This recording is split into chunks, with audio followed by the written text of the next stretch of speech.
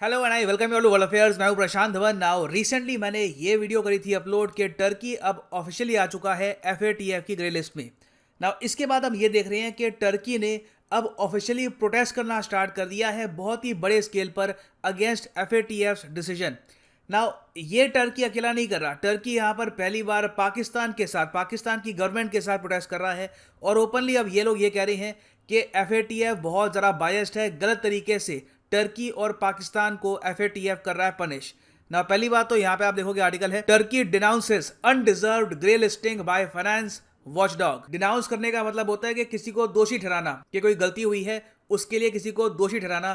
तो टर्की यहाँ पर यह कह रहा है कि अनफेयर तरीके से, गलत तरीके से इनको डाल दिया गया है FATF की ग्रे लिस्ट में और इसको ये एक्सेप्ट नहीं करेंगे। और इस सब के अलावा आप अगर देखो तो टर्की का जो स्टेट मीडिया है, टर्की में आपको बताऊंगा सरकार इनकी दो बहुत ही इंपॉर्टेंट न्यूज नेटवर्क चलाती है। एक तो है अनातोलू एजेंसी, उसके अलावा TRT world.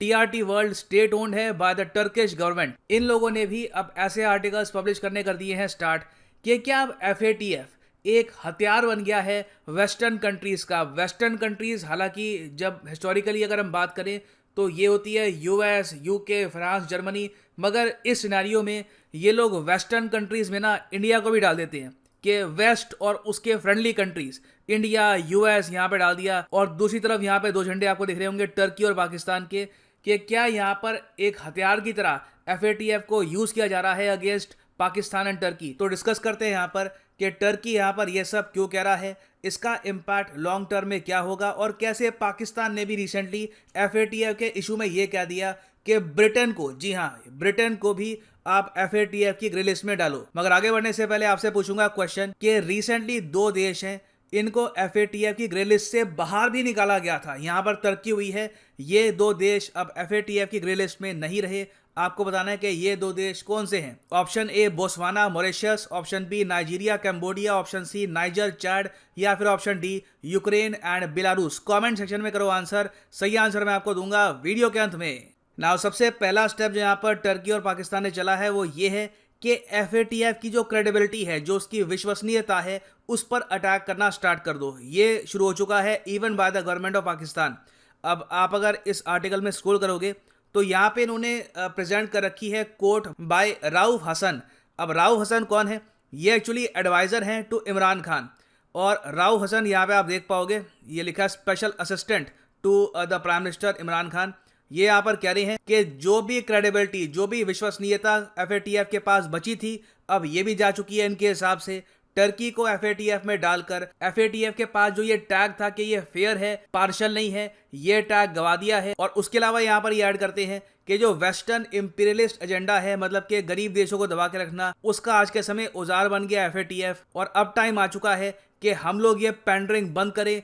It is time to stand up for rights. अब इसका मतलब क्या है? जब special assistant to the prime minister of Pakistan ये कहता है कि it is time to stand up to our rights और अब ये पैंडरिंग करना बंद करना होगा, तो ये यहाँ पर संकेत ये दे रहे हैं कि इन द फ्यूचर हो सकता है कि FATF के अगेंस्ट पाकिस्तान और टर्की कुछ बगावत भी करे, कि ये नहीं मानते यहाँ पे इनके जो रिस्ट्रिक्शंस हैं, जो सैंक्शंस हैं। हालांकि मानने ना मानने वाली कोई बात होती नहीं है, क्योंकि दुनिया तब भी मानेगी चाहे ये ना भी माने। मगर अभी के लिए जो भी इनके पास न्यूज़ मीडिया है, जो भी सोशल मीडिया पे इनके लोग आज के समय अवेलेबल है, उनके जरिए ये लोग अब कोशिश ये कर रहे हैं कि FATF की जो क्रेडिबिलिटी है इसको डैमेज करें। इस सब के अलावा टर्किश मीडिया ने एक और बात यहाँ पे पकड़ ली है, वो ये है कि UK को भी तो डालो इस लिस्ट में।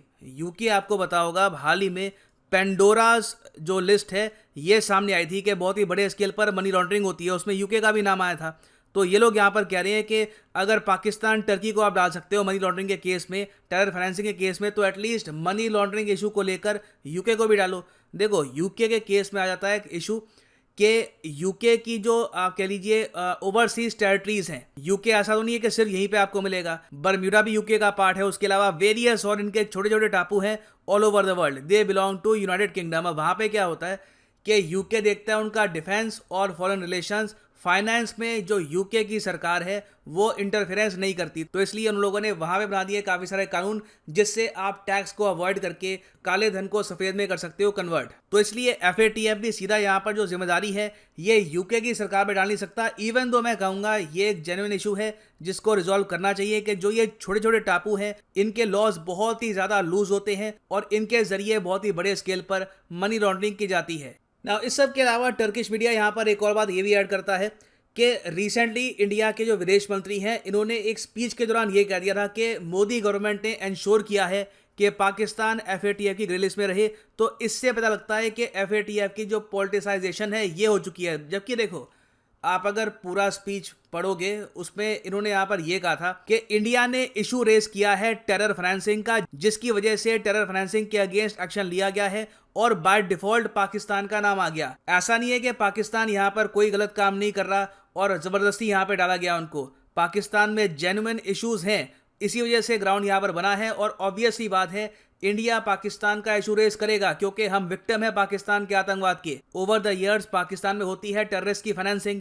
वो आतंकवादी अटैक कहाँ पे करते थे? इंडिया में करते थे। तो इंडिया के लिए बहुत ही ऑब्वियस यहाँ पे कारण है कि पाकिस्तान का इशू हम रेस करेंगे प्रॉपरली। मगर जो ये स्टेटमेंट है इसको भी यहाँ पर टर्किश मीडिया बार बार कोट करा और ये लोग यहाँ पर कह रहे हैं कि काफी बार FATF में जियो पॉलिटिक्स भी खेली जाती है, कंट्रीज को पनिश भी किया जाता है और ये होना नहीं चाहिए। बट ओवरऑल यहाँ पर मैं ये देख पा रहा हूँ कि FATF का जो ये इशू है ये एक और मैं कहूँगा बहुत ही बड़ा पॉइंट बन सकता है जिससे टर्की और US के रिलेशंस ओवरऑल खराब हो।